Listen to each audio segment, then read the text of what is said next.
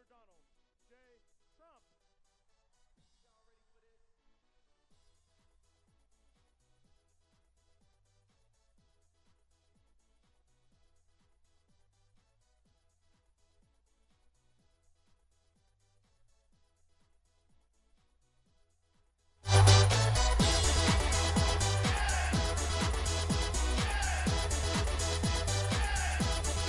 Thank you, everybody. Wow. Thank you. I feel so badly. Outside, we have 5,000 people, and they can't get in. I feel badly. I want to apologize. We have speakers outside, but I want to apologize. Who would have thought? We have over 5,000 people cannot get in. So now, does anybody want to leave and give you a place to somebody outside? No. I had a feeling you might be saying that. It's an honor to be here. It's an honor to be with you. It's very important. You know, we're doing really well. Millions of votes ahead of Cruz. Millions. You know, I get a kick. I call him Lion Ted. Lion Ted Cruz. He stands up, and I win, as you know. You've seen it. I have been winning all of the evangelical vote. But he stands up, Bible high, puts it down, and then he lies. You know, it's like an amazing. It's amazing to watch it. But he said, yeah, I'm the only one that can beat Donald Trump. I've done it time after time. And I said, wait a minute. I've won like most of the states. I think he had 5 or 6, and I had 20 or 22, right? And I said, I can't believe it. Then I have millions of votes more. He says, I'm the only one that can outvote him. And I'm saying, but I have like millions of votes more. I'll tell you something so important. There is something happening. It's like a movement. It's incredible. It's a movement, and we're part of the movement. It's not me. I'm a messenger, to be honest. I'm a messenger. And this is something that's so special and so amazing. And it's on the cover of Time magazine. It's on the cover of every newspaper. It's something that has maybe never happened, and they're saying it's a phenomena. Sometimes they say, I'm a phenomena. I'm not. The message is what we want. We want jobs. We want jobs. We want trade deals that are smart deals, not stupid deals. And, you know, Wisconsin, I wrote down some notes. And look, I thought I had a day here. You know, it's one of those things. Look, I wrote down some notes, and it's like devastating. So Walker came out today. I wrote down notes about Wisconsin. Look, he certainly can't endorse me after what I did to him in the race, right? But look at this. By the summer of 2015, Wisconsin was facing a $2.2 billion two-year budget deficit. That's terrible. By the way, these are out of books. Like, this isn't Trump. This is out of books. Total state debt is $45 billion. Now, maybe somebody's going to tell me that's wrong, but again, these are $45 billion, very high, one of the higher ones. 20,000 fewer people in labor force in Wisconsin than 7 years ago, even though population has grown by 100,000. So your population is higher. And now I wouldn't have done this, but when he endorsed Cruz, what am I going to do? Am I going to say he's doing a great job? He's not doing a great job. You know, he comes in his motorcycle jacket, a big Harley. I love Harleys, right? But the motorcycle guys like Trump. They really like Trump.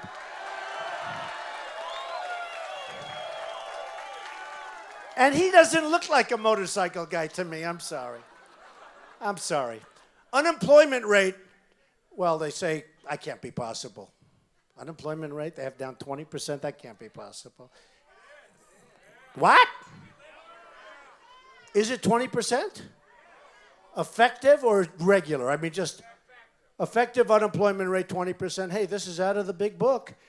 800,000 food stamp recipients. Middle class hit very, very hard due to loss of manufacturing jobs. These are the stats, right? You know about this, right? It goes on and on. Wisconsin has lost 15,000 net jobs to Mexico since NAFTA. Now, just so you understand, Kasich is running also. We forget about him. He voted for NAFTA. Both of them want TPP. TPP, Trans-Pacific Partnership, both of them want Trans-Pacific. That will make NAFTA look like a baby. And Wisconsin will be hit so hard. You a motorcycle guy? I'll bet, right? Am I right? Do they love Trump? I don't even know why. I'm not big with the motorcycles. But the motorcycle guys love Trump. Oh, look, I love the disabled veterans and the veterans. We're going to take care of our veterans. You know that, right? We're going to take care of our veterans. What is it about Trump that they like? I serious. We went to Hilton Head. We went to different places. And there were hundreds of bikers out there. Beautiful bikes. Lots of Harleys, right? Lots of Harleys. But made in America. But beautiful, beautiful bikes. What is it with the motor? Why do they like me? Tell me. You don't take any shit. Who said that? Who is that? I love it. I don't know what it is. But they like me. I feel good with them. I feel safe. I got out. I took a picture. Secret Service went crazy. I said, these are great people. Don't worry about it. But listen, I appreciate it, fellas. I appreciate it. I know. It does keep you free. You're right. We're going to keep you free. I'm going to keep you free. Because we're getting rid of ISIS. We're going to have good borders. We're going to have borders again. We're going to have borders again. So here we have something that's pretty interesting. I love you too. You lost 70,000 jobs to China. 70,000 jobs. 100,000 illegal immigrants living in Wisconsin. Taxpayers are paying tens of millions of dollars a year. Look, I don't know. I don't know. So what happened with Walker, and we'll finish off with this. He's a nice man. He came up to my office like about a year ago, before I did the run. You know, I've been a politician for about 8 months, right? I never thought I'd be a politician. The last thing in my mind I wanted to be was a politician. But I built a great company. I filed papers. The company is incredible. A very little debt, tremendous cash flow, some of the great assets of the world. And I say that not in a bragging way. I say that because that's the kind of thinking we need, folks. I mean, we can't have China ripping us off, and Mexico and Japan and Vietnam. We can't have it. We can't have it. And they are ripping us like they've never ripped anybody before. We've rebuilt China. I mean, we're rebuilding Mexico. You looked the other day, you saw Carrier moving down. Carrier air conditioner. I buy those air conditioners, a lot of them. I'm not buying any more of them. But Carrier air conditioner moving to Mexico. Ford moving to Mexico. Nabisco, home of the wonderful, formerly wonderful Oreo, which we don't need anymore, right? We don't need it. We don't need it. Number one, it's a good way. It's a good order. It's called enforced diet. But you know what? Look, we're losing our jobs. Look at your jobs. When I see that statistic, I mean, you're losing your jobs. When I went after your governor, when he decided to run, and I said, you know, I'm going to be nice to him. He's a nice guy. The guy came up to my office. He handed me a plaque because I supported him. What do I know? I supported him. I gave him $50,000 or $100,000. That's a lot of money for a guy you never met before, right? That's pretty good. But I like the fact he was fighting. He was always fighting. You know, to a certain extent, I'd rather see somebody able to make a deal without having to go through all of that mess. But he was fighting, and I gave him a lot of money. And he came up, you know, a year ago or so, and he gave me a plaque. Beautiful picture of something. I never really got to read it, to be honest. And I put it aside. That was it. I just had my girl find it. She just called. She said, Mr. Trump, I've just found it. A wonderful woman comes up, and I said, where is it? She said, I think I know. And she found it under a pile of a lot of other plaques. So I'll bring it. I'm going to try getting it if I can tomorrow or the next day, so do will. Because I'm going to be here the whole week. I'm going to be in Wisconsin the whole week. Because if we win Wisconsin, it's like going to be over, pretty much over. Because we're going to do great. Emerson poll came out. I think I have 67, 68% in New York compared to like 10% or whatever. And you had Cruz talking about New York values. New Yorkers are no good. I watched New Yorkers rebuild the World Trade Center. I watched New Yorkers dying. Believe me, New Yorkers are good. New Yorkers are very good. But Cruz said they're no good. So anyway, I think we're going to do great in New York. We're going to do great in New Jersey. Chris Christie endorsed me. We'll do great in New Jersey. Good guy. Ben Carson endorsed me. Sarah Palin endorsed me. Sheriff Joe from Arizona. We love Sheriff Joe.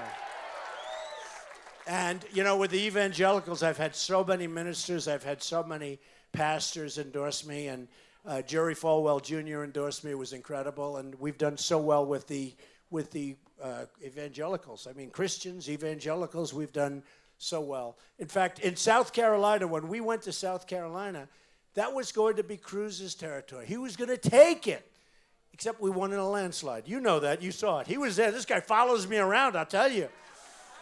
But you were there, right? You remember he was going to win that in a landslide. And then I started speaking. I started talking to people, and I started saying, you know, the good and the bad and the ugly. And we won in a landslide. And we won the evangelicals. I've won just about, I think, almost every place I've won with the evangelicals. And it's been an amazing time. So now I'm here to talk to the people of Wisconsin. I have friends in Wisconsin. I've been here before. It's an incredible place, but it's a place that has problems. But you have a governor that has you convinced that it doesn't have problems. Now, I remember when he was on the campaign trail, I was so nice to him. You know, I said, how can I hit him? I'm not going to hit him. I'm not going to hit him. And I was so nice. I hit Jeb instead, right? Right? And I hit Rand. And I hit a lot of people, and they all went down. Wouldn't it be nice to have a president that could just, with his mouth, make things happen that are positive? You know? But it's not with the mouth. It's really with the mouth, the heart, and the brain. Remember the brain. I have a lot of friends. They're good with the mouth, but they're not good with the brain. It all doesn't work, okay? You know, we had an interesting thing today. A poll came out, a nationwide poll. It was a great poll. It was Trump 48. It was an NBC poll. Trump 48. I think Cruz was second in the 20s, mid-20s, something. And Kasich was way down. So what happened is they show the poll. It was an NBC poll. They call it NBC Monkey Poll. And it was on the Today Show. And it was on Morning Joe. Morning Joe held it up. He said, wow, those are great numbers. 48's pretty good. You have 3 people, you know. I don't get enough credit for that. I've been at 42, 44, 45, and I've had like 7 people. How do you get 45 when you have 7 people? Nobody says that. They said, he hasn't cracked 50 yet. How do you crack 50 when you have all these people running? So I'm at 48. Poll was good. Way, way ahead of anybody else nationwide. And they showed Hillary Clinton. Hers is very close. She got a little problem. Couldn't happen. Got a bigger problem with emails than she has, I think, with Bernie, to be honest with you. She should have. Her bigger problem should be with emails. We'll find out. We'll find out how honest our country is, right? But she's got a sort of close race. And they put her poll up. It was, you know, put up there, big letters. And then they said, and Donald Trump is winning. That was it. They didn't put numbers up. They didn't say, I'm doing great. In fact, they actually said Donald Trump is winning, and they put a little slightly negative statistic in. It was like, wait a minute. They put her numbers up, and they didn't put my numbers up. Folks, it's so unfair. The press is so dishonest, it's unbelievable. That was Chuck Todd. That was Chuck Todd. This morning on the Today Show, check it out. They put Hillary's numbers up, and I'm winning by a lot. And they said Donald Trump is winning. You know, let's go to a new subject, okay? Now, I guarantee you one thing. If I was losing or doing poorly, it'll still be up. It'll be up all morning because they don't like what's happening. I'm self-funding my campaign. I'm putting up my own money. They don't like it. Ted Cruz and Kasich are getting money from the banking industry, from the energy industries. They're getting money from the pharmaceutical companies. They're getting money from everybody. Folks, you can't straighten out this mess. We're in a mess if you can't do what you have to do. When millions of dollars are given to Cruz and Kasich and millions from different industries, you're not going to be able to say, well, we're going to do and go against the banking industry to do what's right for the people if the banking industry gave you millions of dollars. Now, that's true with Hillary also because she's gotten millions of dollars. But I'm the only one self-funding my campaign. I'm in for a lot of money. I mean, a lot of money. What was beautiful is when I was running against Jeb in New Hampshire, I was in for $2 million. Jeb was in for like $48 million. I was in first, and he was close to last. I said, who do you want as your president? By the way, did Jeb endorse anybody yet? Because I think Jeb probably endorsed. Must have endorsed. Huh? Did he endorse? That shows you how important it is. Nobody even knows. I don't even know. No, he probably. Look, he'll endorse. Just so you know, look. When you're in war, you got to fight, and you fight hard. When I fight, I win. You're going to win. You know that. You're going to win. But, you know, you do pretty serious damage, right? Because you want to win fast. And a lot of people don't love you after you're finished. But I just love you. I don't care about them. In fact, they're asking Cruz, you know, at the debate, which, by the way, they said, I won every single debate. Now I heard the other night, he said, oh, I want to debate Trump. I've debated him 11 or 12 times. Every single online poll has me winning the debates. And he's an okay debater, but he's a bad talker. You know, everything's so dramatic. Oh, and he waits, phony. And he waits. You know, if you ever see, he goes sentence after sentence, then he stops for like 3-4 seconds. And then he goes again. It looks like we're in the theater. We're not in the theater, we're in the real world. So what happens, thank you.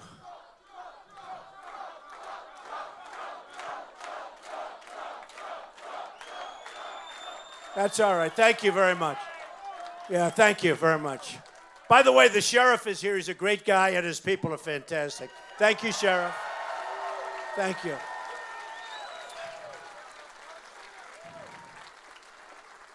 The only thing I feel so guilty about all the people outside. Feel so guilty. We're going to come back. I'm going to come back. We're going to come back to this area. You guys cannot come. Okay? All of the ladies can come, but the guys can't. But, all of the people outside, we're going to take a bigger place. We're going to get something because I feel slightly guilty. But look, we have a very serious mess on our hands. We have a serious situation. We have a country that's not protected. We have a country that's sitting on a big fat bubble that's going to explode. In a certain way, I say, let it do now. Don't do it after I get in. 3 days later, it'll explode. They'll say it's Trump's fault, okay?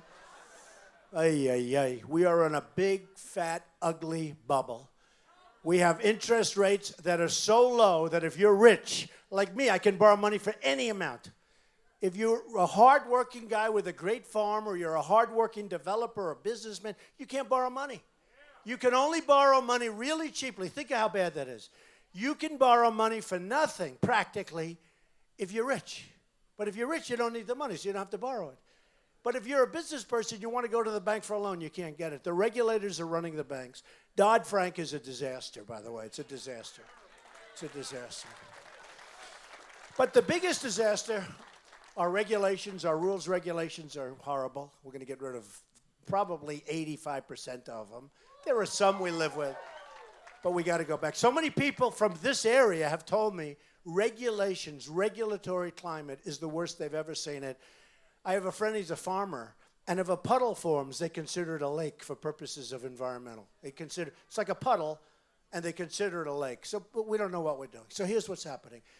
We're going to make our country so great again. We're going to make our country so strong again. Our military is going to be so amazing. We're never going to have to use it. Don't forget, I didn't want to go into Iraq. All these guys think that I'm a tough guy, so I'll be so quick with the trigger. I'm not going to be quick. I was the slowest with the trigger. I didn't want the trigger. Now, when Obama left, though, he shouldn't have left the way he did. He gave a certain date, and the enemy said, it can't be possible. Nobody would be that stupid. Nobody. So I actually don't think it hurt that much because I don't think the enemy ever believed that anybody would be stupid enough to give a date. We're leaving on this date. And then he left. They said he was serious. They pulled back. Then you see what happened. They pulled back, and then they went in with fury. But how about the 50 soldiers? He sold a few months ago. He sent 50 of our finest. And instead of just sending them quietly sending them, what does he do? He sends them in. And he makes a big press conference or announcement that we are sending 50 soldiers into Iraq, Syria, and now these soldiers have a big target on their back. Why can't we just keep our mouths shut? Why can't we be unpredictable? Right? Why can't we be unpredictable? Why does he have to First of all, it doesn't even sound good when you say 50 soldiers because it sounds like so small. People would say, is that good or bad? I mean, that sounds small. But then when you think about it, why do we have to say that? These are extraordinary people. These are our finest, and they're, very dangerous mission. Why would you tell people that we're sending them in? You just keep quiet and let them accomplish something. They are right now, who knows what's happened to them? But right now they have a big target on their back.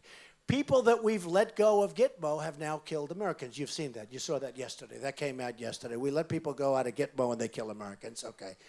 Is anybody surprised at that, though? Would anybody be surprised? And we're keeping it open. Now they're spending, hundreds of millions to run it.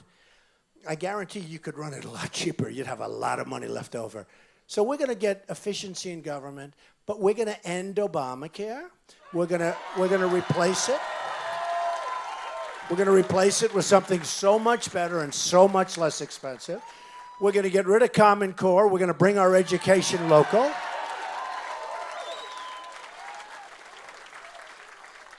We are going to preserve our Second Amendment.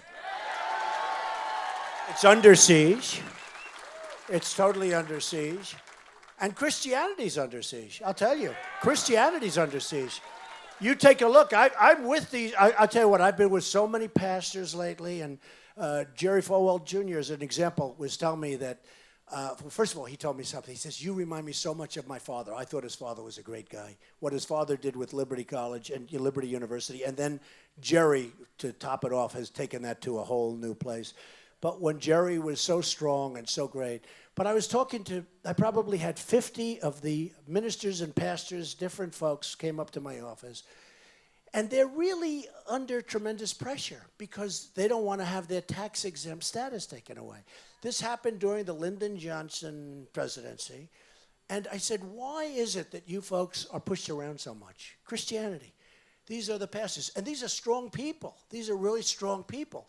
Why do you allow them? Why aren't you more forceful? And finally, somebody said, well, we have to be a little careful of our tax-exempt status. I said, when did that happen, actually? It was during the Johnson. Well, we're going to try getting rid of that, okay? Because that's really terrible. We're going to try getting rid of it. And I've said that to a lot of evangelicals, a lot of great Christians. We're going to try getting rid of it because it sort of means that somebody walking down the street has more power than somebody of religion, of our religion, of Christianity, somebody that's an evangelical.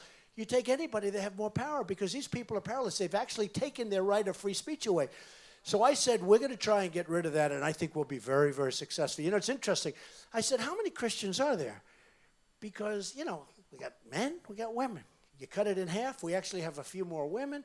But we have far more Christians than we have men or women. So in a way, it's the most powerful lobby. It's the biggest group of people. But they're not allowed to talk because they're petrified. You saw what was happening with the IRS, and you saw what was taking place with regard to certain groups. So we are going to try, and usually when I say try, that means I'm going to get it done. That means I'm going to get it done. But we are going to try very hard. We're going to get that brought back. And I think it's going to be very hard to counter it because if the Christians and if the whole evangelical Christian sector gets together, nobody can beat. When I made the statement about Muslims, banning Muslims on a temporary basis, I took such heat. Now people are saying, Trump is sort of right about that. Now they're all going, wow, because they see what's happening. And I think if I would have said it about Christians, I would have had less opposition. That's what's happened in this country, okay? That's what's happened in our country. And we can't let it happen. We're going to turn this country around, and we're going to be the smart people. We're not going to be the dummies anymore. We're not going to be where China made last year trade deficit, $505 billion, with a B, billion dollars. Japan, over $100 billion. Mexico, $58 billion. We're going to build a wall, and Mexico's going to pay for the wall, okay?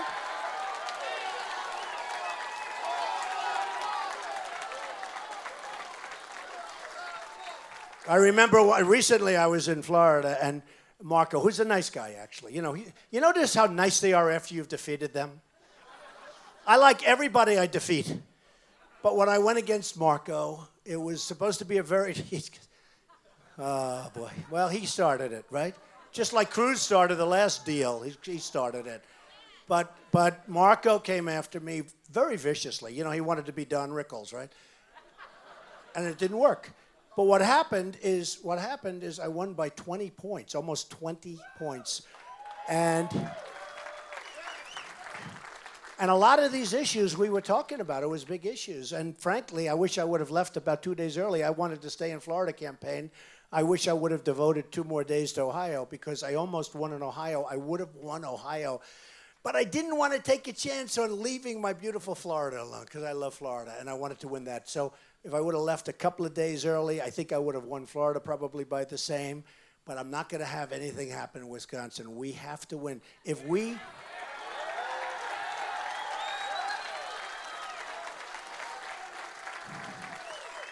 Look, we have to put these politicians in their place, folks. It's time. And believe me, you know, Cruz likes to pretend he's an outsider. In the meantime, he gets all the establishment support, including your governor. So believe me, they're all establishment. And frankly, in a way, it's worse because Cruz is establishment, and yet he's got no relationship with the establishment. He goes and he stands on the floor of the Senate for a day and a half, and he filibusters. And these senators, look, I know, they're tough cookies. I have one of the great people, Senator Jeff Sessions, who's great. Nobody better than Jeff. And, you know, Cruz thought he was going to have him, and he'd use him in his speech as Senator Jeff Sessions, and then he comes out and he endorses me. But when you think of it, look, out of all of these senators, he has one supporter, Lee, who's his friend. I mean, it's his friend. But I'm sure, and by the way, it took him plenty of time to do it. But, you know, to stand there and to rant and rave for 2 days and to show people, you know, you can filibuster. In the meantime, nothing was accomplished. Cruz has not accomplished one thing. So he's an insider, but it's almost like the man on the street because he can't get anything done. He dislikes people. He calls people, like, for instance, he said horrible things about the speaker. And you know, he said about the speaker, and he said about, separately, Mitch McConnell. I mean, he said some terrible things about how do you get things done when you're calling Mitch McConnell bad names, okay? Let's just say bad names. So he's sort of got the worst of all elements. He's an insider totally, but he can get nothing done, okay? He can get nothing done. Your new speaker, how do you like Paul Ryan? How do you like him? You like him? Oh, you don't like him? All right. Wow. I was told be nice to Paul Ryan because, really? All right.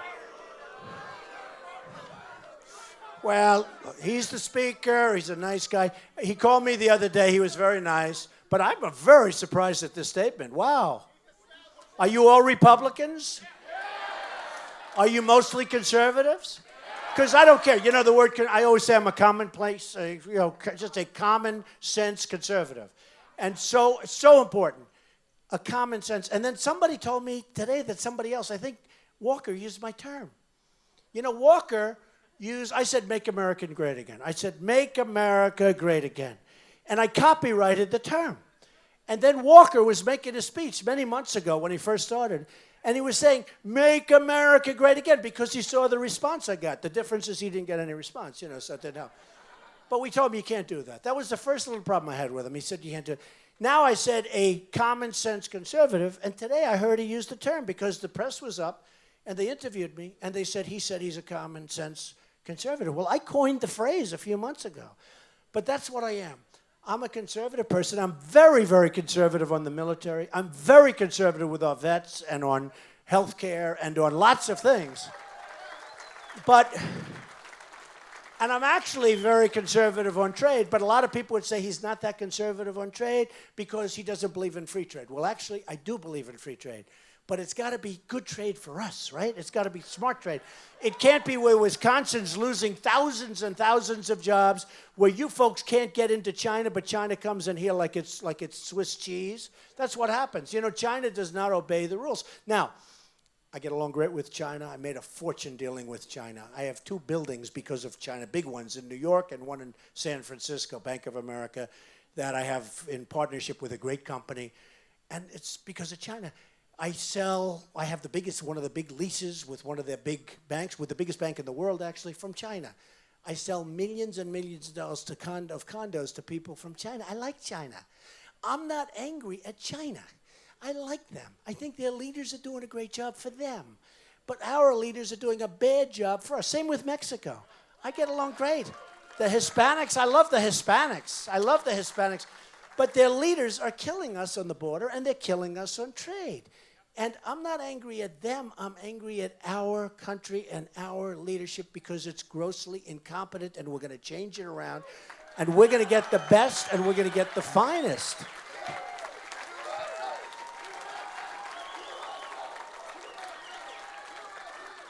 So what I thought I'd do, thank you, folks. Thank you. Thank you very much. I appreciate it. So whatever you can do to spread the word, I'll be around. I'm going to Green Bay. I love that team, by the way. You talk about a great franchise. No, I love it. And you have a truly great quarterback. I don't know. He's probably endorsing somebody else, but I don't care. He's still a great quarterback. Tom Brady's a friend of mine. He said you have a great quarterback. That's all I need, right? When Tom says he's a great quarterback, that's pretty good.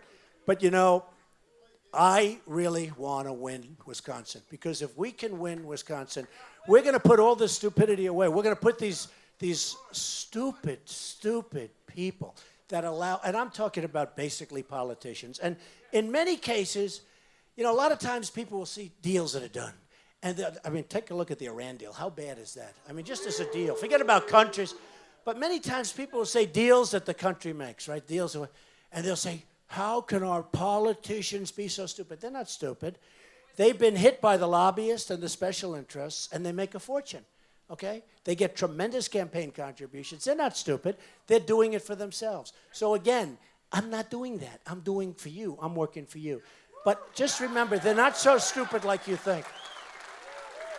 But when you look at the people funding Cruz's campaign and Kasich's campaign, and you look, don't forget, Cruz said, oh, the banks, you know, he's going to be Robin Hood. He's going to be this great guy. And then, in his personal financial disclosure form, he forgot to mention that he borrowed like about $1 million from the banks, Citibank and Goldman Sachs. He borrowed $1 million at an interest rate that everybody in this room would be proud to have, a very low interest rate, almost no interest. He forgot to announce it on his personal financial disclosure form. He just forgot. He said, oh, I forgot. You know, so then he hits the banks. He's controlled by these people, folks, okay? I mean, what he did was absolutely wrong. But they're controlled by these people. I'm controlled by you. I'm going to do the right thing for you, okay? So remember that. So let's take a few questions, and then I'm off to Green Bay. I love that. Okay, let's go. Go ahead. Go ahead. Yeah, go ahead. My biker friends, we have to start with them. 22 veterans get killed or kill themselves. 22 veterans a day commit suicide. That's correct. Over either wealth or not having a job or PTSD. What's your plans on that? We're going to take care of our veterans so much. Look, let me tell you. Many of them kill themselves waiting for a doctor. They can't even get to see the doctor. You know that. They end up killing themselves before they see the doctor. 22 a day, and a lot of people don't even believe that number. They think it's almost like an impossible number. How could it be so bad? And it's actually could even be worse than that. But we are going to take care of them from the standpoint, they wait, then they get bad service, and they wait some more, 6, 7, 8 days, and sometimes they'll get to see the doctor, and the doctor says, I can't see you now, I'm going on vacation. You see the corruptness. I just left Phoenix. We had 21,000 people. Sheriff Joe was there. The job he did was incredible, incredible. You know, they had a little protest, right? That protest ended so quick. He arrested 3 people. Everyone else scattered. You know, a lot of, and you have that kind of a sheriff here. You have a tough cookie here. I can tell you. I just met him, and I can tell you.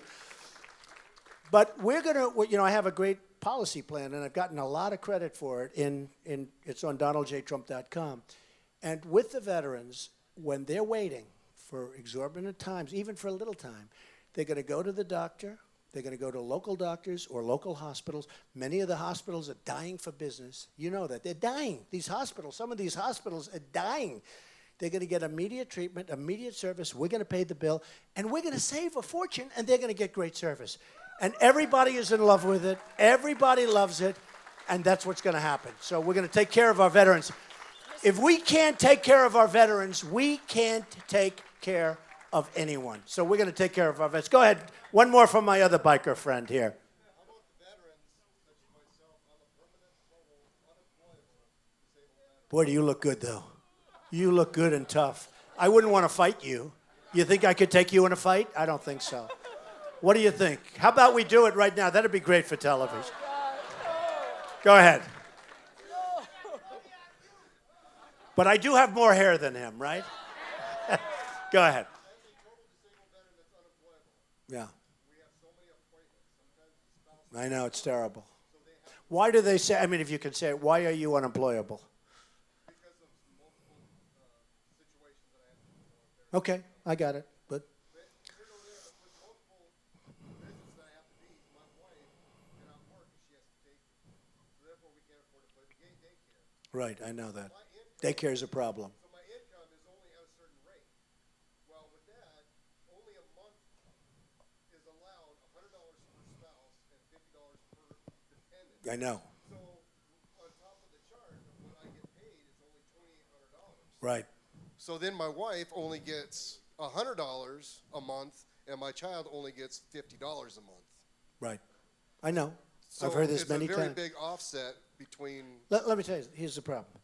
Our veterans are taken worse care of than illegal immigrants that come into the country illegally. Okay? So not You don't even have to write it down. We're going to do things about it. Not You know only what? ta- Because I know, you know what you're saying? I've heard this so many times before with the daycare and everything else.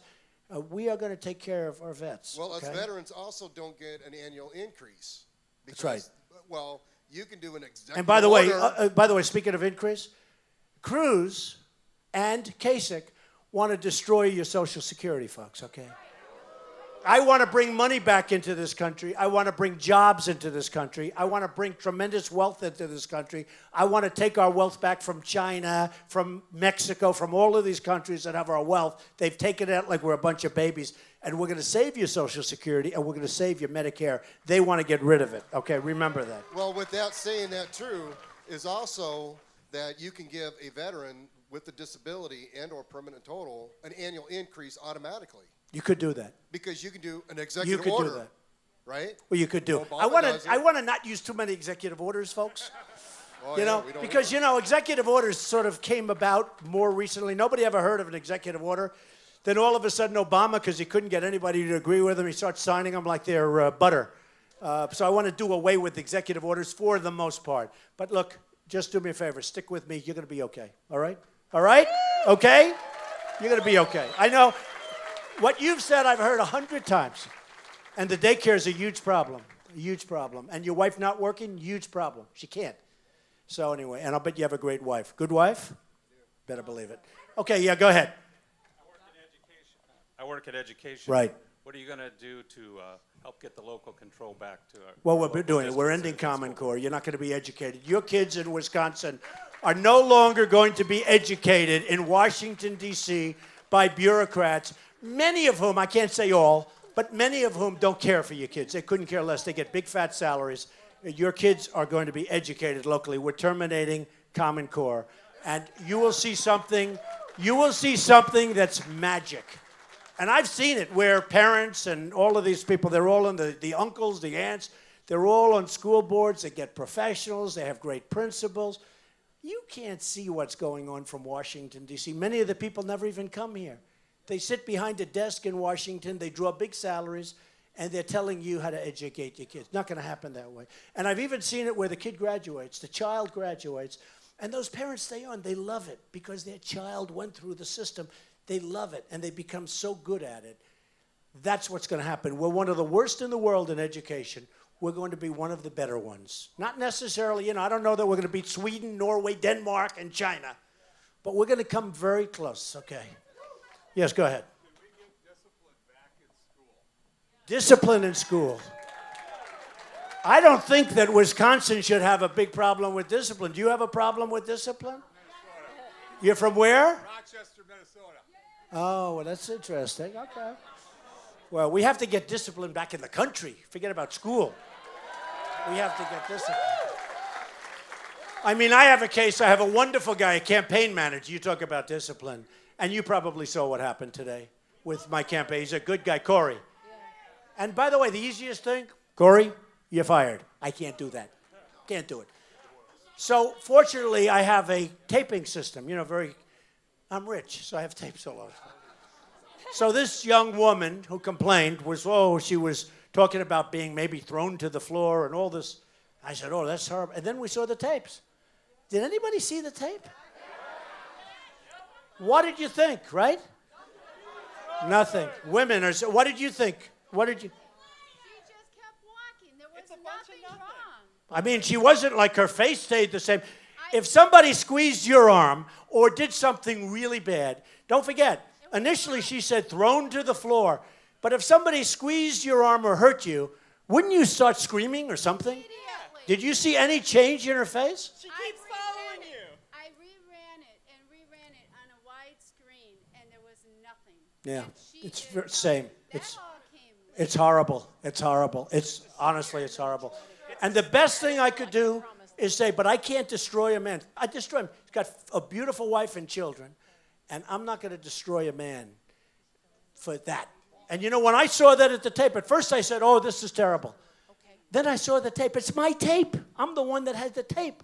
It's on the ceiling of this incredible club in Jupiter, Florida. And we're all leaving, and we have a press conference, right? And the press conference lasted a long time. It was like 45 minutes. So that was enough. I'm leaving with a whole big gang of people pushing left and right. And all of a sudden, she bolts into the picture. She grabs me or hits me on the arm. In fact, I'm like this with my arm up. And then he goes by, and I mean, maybe he touched her a little bit, but I didn't. It was almost like he was trying to keep her off me, right? Supporting her so she wouldn't fall. Or She keeping came her out of right the in way. there. Like he was helping her. Yeah. Yeah. Exactly. And did you see her fall to the ground? No, Okay. she did not Because she talked about falling to. Now, now I must tell you, her statement changed big league because she said, go to the ground. You know, all this. I could read it to you. Does anybody want to hear it? I mean, I want to be accurate because I like the press to treat me. So before she knew she was on tape, she said, I was jolted backwards. Was she jolted backwards? I mean, if she was, her face stayed the same. So, I mean, I was jolted backwards. Someone grabbed me tightly by the arm and yanked me down. Campaign managers aren't supposed to forcefully throw reporters to the ground. Except she never went to the ground. She never even she never even flinched. She didn't, you know, if somebody grabs you, even one of the guys, even the bikers, if somebody grabs even a biker or punches you a little bit, you go, whoa, right? I mean, the toughest guy, the toughest woman. Look at her face, it's zero. They're going to destroy a man's life? And then I have Cruz saying, oh, that was a terrible thing. That was a terrible thing. Let me tell you something, folks. If I win, if I lose, I didn't need to do this. I'm doing this because I just had a beautiful grandchild with Ivanka, through Ivanka. Ivanka and Jared, beautiful, beautiful grandchild. I'm very proud. It's my 8th. I'm doing this all for them. I didn't need to do this. This is not so easy. And I had no idea, you know, maybe none of us did. You know, I had no idea the message was going to get across. It's a message of competence. You know, it's a message, it really is. It's a message of common sense, and it's a message of competence. And I had no idea that we'd have millions of more votes than we had when we had that stiff Mitt Romney, a total stiff running, who, by the way, he's a dope. He's not a smart person, I'll tell you right now. Let me tell you about Mitt Romney. That was an election that he should have won, and he lost. And he should just go away and let the big boys do it now. Because you know what? That's an election that should have been won. And you know, I'll tell you what. I helped John McCain. And at that time, honestly, that was a tough deal for him because the world was sort of collapsing. And that was a tough one. But he lost. And I helped Mitt Romney a lot. And he lost. And I said, this time, we're going to do it ourselves. Okay, we're going to win. We're going to win. So just remember that. We're going to win because of Wisconsin, I hope. Okay, a couple of more questions. How about a woman? Go ahead. Go ahead. Go ahead.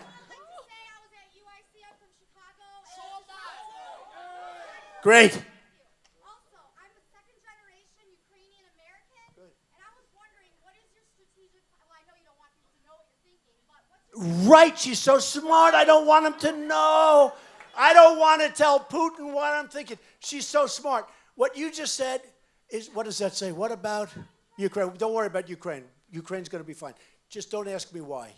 You know, it's just this world of politics. Mr. Trump, you said, don't forget, I'm the one that said take the oil. I was right. They didn't take the oil. You know who has the oil right now? ISIS has the oil. You know that Libya, ISIS has all that oil from Gaddafi, all of that big oil from Gaddafi. He took it. We're like a bunch of dummies. Why aren't we embargoing? Why aren't we creating a nice big circle so they can't get the oil out? Why are we taking that oil back? Look, I'm the one that says, though, I don't want to say everything. If I win, I have a good chance of winning. I'm the front runner by a lot. I want to go in there. I want to knock the hell out of ISIS. I don't want to tell all. I really mean this. I don't want to tell everybody in this room, and look at all the cameras that are going now. I don't want to tell the world what I'm going to do because they're watching. Just let me do it, folks. I will do it. You will be so happy. You don't have to know the details, okay? Let me do it. You know, I used the word before, we have to be a little bit unpredictable. We can't say, well, we're going to go and attack on March 14th, and then we're going to hit them from the front, and then we're going to hit them from the back. You know, Obama did that 8 months ago with one of the cities. He said, we're going in next week. Look, folks, you know, you have to trust. There has to be some trust, right? You trust? We've got to stop the stupid. That's why I really think your question is so great. I don't want to hear how you're going to do it, Mr. Trump. Just do it. I'll do it, okay? I love that. That woman. Thank you, honey. Thank you. Yes, go ahead. Mr. Trump, Melissa wants to thank you. She's got something to say. Okay, hi. Hi, Mr. Trump. I was Miss Wisconsin USA in 2005. Okay. And, I can see why. thank you. You have been, I just want to say thank you. You saved me in so many ways. And in recent years, I've been struggling with an incurable illness, and I'm on home care now. It was caused by a doctor's medical negligence. And in those dark days, fighting, right now all the tubes have been removed, and I have a do not resuscitate order, and I have a 7-year-old son. And in those days, in the hospital, I received from you a handwritten letter that said, to the bravest woman I know. And I remember that. Yeah, I remember that. And you, such a wonderful, beautiful woman. I mean, just an amazing woman. And are you coming along okay? No, sir, but that's okay, because I'm here right now to thank you in person, and that was my biggest dream. And I wanted to thank you because through you and your organizations, my son, who is Mexican-American, 7 years old, through your organizations, and just being able to stand on that stage with you back in 2005, the outpouring of love that came from that ultimately provided my son, when he graduates high school, with a full ride to college. And that's great. Because of you. And you know what we'll do? We're going to watch him. You're going to watch him, Tanya. Tana, watch him. And, we're going to be watching your boy, okay? But you're going to hopefully be around. You're not going to have anybody watching. You're going to hopefully be around. Those doctors are going to be so wrong. And my but son, we'll be helping you. So we thank you. God bless you. And just, you know, he's a Mexican-American. And you, because of your efforts, have sent him to college. And I've been writing letters to him for when I'm in heaven to tell him that what you've done for him, now he has a great responsibility to pay it forward, just as you have done for us. And I can't thank That's you. so nice. Thank you, honey. Thank you.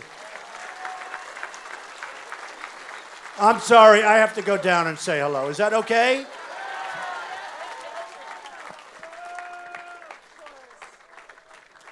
Thank you.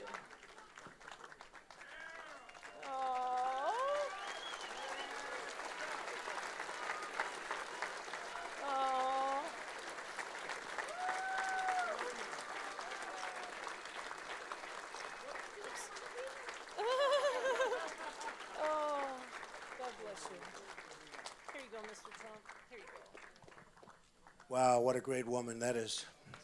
That's a great woman, great mother. I remember that, and it's heartbreaking, but something beautiful is going to happen. You watch. Something beautiful is going to happen. Folks, I just want to say, I'd almost like to leave it on that because we can't top that. That is so amazing. Thank you. Thank you.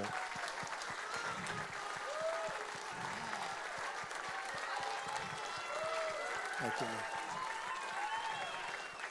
You know, that little, very sad, but I think it's going to be really a story of hope, and something really great is going to happen out of that. You watch. But it sort of tells me, when I first did this, people would say, oh, it'll cost a lot. Forgetting about the campaign, that's peanuts by comparison. You know, I've spent tens of millions of dollars. But the big thing, I lost certain businesses, and I owned the Miss Universe pageant. I bought it very inexpensively many years ago, 15 years ago. And because of the fact that they thought I was against this one or that one, I had a hard time with television. Now, the good news is I sold it for a wonderful, I was very happy, okay, with that.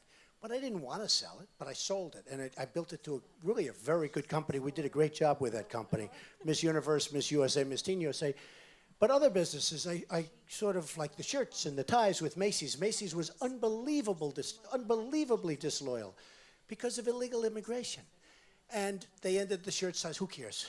I mean, it's not a big deal. But I'm doing something. Nobody else is giving up what I'm giving. I mean, when Cruz runs, he runs. If he wins, great. If he loses, great. He doesn't, you know, it's him. He's a politician. They run, they win, they lose. Who knows? But these guys run for office. That's all they do. I've always heard that if you're a very successful person, you can't run for office, especially for president. You just can't run for president. And I can see it. I have so much false press about me.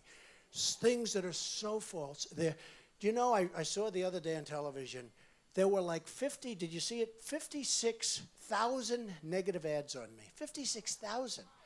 In fact, in Florida, I owned Doral, and in Florida, we had the tournament there 2 weeks ago. Adam Scott, the great Adam Scott, great golfer, he was winning. And in between shots, I told you this after the victory speech, in between, they'd have commercials, and they were all about Trump, negative, horrible negative commercials, mostly false, mostly, not all false, but mostly false, I have to be honest. But it came out the other day, I think it said $68 million, 55,000 negative ads. And when I was running in Florida, I said, how is it possible to win? I mean, with all of this, because I knew it. I mean, you couldn't turn on, in Florida, where I was, you couldn't turn on the television without seeing Trump commercials, sometimes 4 or 5 in a row. And they were horrendous, done by very, very bad people, very bad, evil people. And I said, how is it possible to win? And God helped me, honestly, because I won in a landslide. I won by almost 20%. So,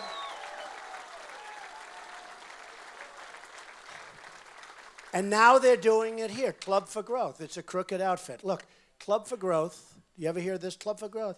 A friend of mine comes, he's a conservative guy, calls, would you do me a favor, see Club for Growth? I said, what's Club for Growth? He said, well, they want to talk to you. I said, all right, send him up. He's a friend. He's a good guy. And now I'm in politics, so I have to see people that I wouldn't normally. You know, I'd say, give me a break. So Club for Growth, they come up to my office. This guy was, I think, a former congressman. And he tells me a little bit about Club for Growth. I'm falling asleep. And then he goes, would you contribute $1 million? I said, $1 million for what? I don't even know you. I never met you. I said, do me a favor. I'm trying to be nice. And I said, do me a favor. Go back. Write me a little note if you can. And he was stupid enough to write me a note. He writes me a letter asking for $1 million. I let him know that I'm not interested. You know, you could be rich. I'd rather take $1 million and throw it all over to this room. I'd rather give it to you for your boy. Okay? And so what happens is they write me a letter. Put it in writing. I give you the letter. Some of you, has anyone seen this letter they wrote? It's incredible. They write me a letter. It's like extortion. They asked me for $1 million. I said no, nicely. And then they're doing ads all over Wisconsin. Club for Growth. They did them all over Florida. Club for Growth about eminent domain. By the way, without eminent domain, you wouldn't have highways, you wouldn't have schools, you wouldn't have hospitals, you wouldn't have bridges. You need eminent domain. If something's in your way and you're building a highway, if you're going to produce 7,000 jobs and you need a little corner of somebody's property every once in a while. You know, it's funny. These guys all want the Keystone Pipeline, right? Everyone. Conservatives. No, conservatives want the Keystone Pipeline. I like the Keystone Pipeline, too. But they have a whole big thing on eminent domain in their prospectus. Because without eminent domain, they wouldn't go 15 feet. They wouldn't be able to build it. So they have a whole... So They don't want eminent domain. They do commercials about eminent domain. They love the Keystone Pipeline. And the whole Keystone Pipeline is based around eminent domain. Because you got to go from Canada, where Cruz was born, to Texas, where he's representing. Think of it. This guy. And don't forget that. Remember what I said. I'm going to win. Just remember what I said. I'm going to win. And I thank you, baby. I thank you. She's saying, oh, please win. Oh, you are so amazing. You are so amazing. I'm going to win. But remember this. If for some reason he does, he gets the nomination. The first thing, just remember, I'm a good prognosticator. I'm a good predictor. The first thing that's going to happen is the Democrats are going to sue Ted Cruz. He was born in Canada. He lived there for 4 years. The head of the Harvard Law School, one of the top people in the business in terms of Constitution, is saying that, you know, he's wrong. And we have other people that are much stronger than even that. So remember this. If Cruz gets lucky and he wins, and the only way he can get lucky is if he doesn't get, because it's all establishment. You know, if I go into that whole mess of the convention, I'm not the establishment. I don't take their money. I don't hire their people. I don't do any of that stuff, okay? So you have a disadvantage. But if Cruz wins, remember what I said. Just remember. Again, he's not going to win, but if he does, if he gets the nomination, within the first few days, he will be sued by the Democrats that he doesn't have the right to be president.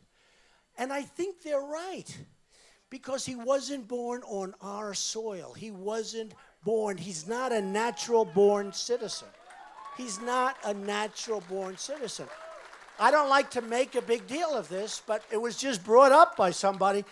He is not a natural-born citizen. So if for some reason he should get the nomination, I really believe you're wasting your time. And boy, do we have a problem. Because you're going to have somebody that's going to be sued, probably will lose the lawsuit. Again, he was born there, lived there for 4 years, mother was there, the whole thing for a long period of time. And he was a Canadian citizen, joint with U.S., until 14 or 15 months ago. Did anyone know that? So he's a senator from Texas, only because of the great Sarah Palin, by the way. Without Sarah Palin, he could have never won that election. It was a fluke. But he was a senator from Texas. He's a joint citizen. Now, he finally gave up his citizenship to Canada like 16 months ago. He said, oh, I didn't know I was a citizen of Canada also. Does anybody, just like he didn't know that Goldman Sachs and Citibank gave him money? I mean, this guy is, you just have to study it, folks. Look, again, I'm doing this. We're going to win. We're going to turn this country around. We're going to make America great again. We're going to win a lot.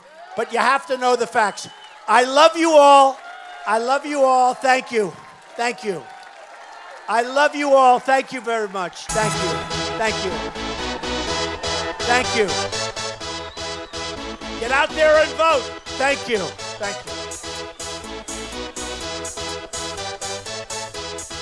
Thank you, everybody.